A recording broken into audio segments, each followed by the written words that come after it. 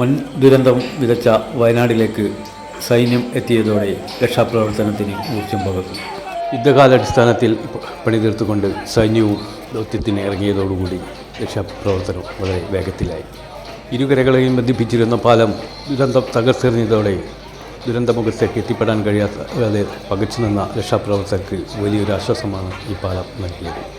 ഈ പാലം പൂർത്തീകരിക്കുന്നതുവരെയും അവിടെ നടത്തിയിരുന്ന രക്ഷാപ്രവർത്തകർ കാണിച്ച ആത്മാർത്ഥത വളരെ വലുതാണ്. കാരണം അവിടെ നിന്ന് ലഭിക്കുന്ന ബോഡിയായാലും അവിടേക്ക് തിരച്ചിലിനും മറ്റും ആവശ്യമായിട്ടുള്ള ഉപകരണങ്ങൾ കൊണ്ടുപോകുന്നതും ചുമടായും കയ്യിൽ ചുമന്നുമൊക്കെ ആയിരുന്നു.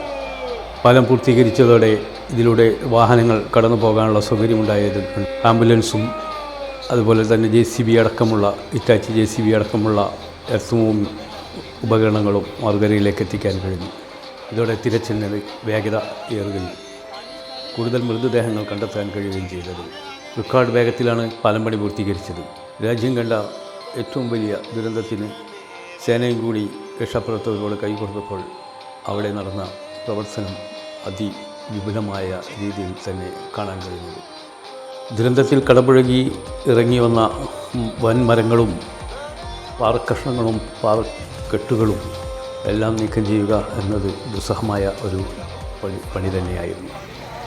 ഡസൻ കണക്കിന് വരുന്ന JCBയും ഹിറ്റാച്ചിയും അതുപോലെയുള്ള എർത്തും ഉപകരണങ്ങളും ഉപയോഗിച്ചുള്ള മണ്ണ് നീക്കം ചെയ്യലും വൻ പാറക്കെട്ടുകൾ അല്ലെങ്കിൽ ഇതിലേക്ക് പതിച്ചിട്ടുള്ള വൻ പാറക്കഷ്ണങ്ങൾ നീക്കം ചെയ്തതുകൊണ്ടുമാണ് ഈ പ്രവർത്തനം ഇത്രയും വേഗത്തിൽ മുന്നേറാൻ കഴിഞ്ഞത് എന്നതിൽ യാതൊരു സംശയവുമില്ല.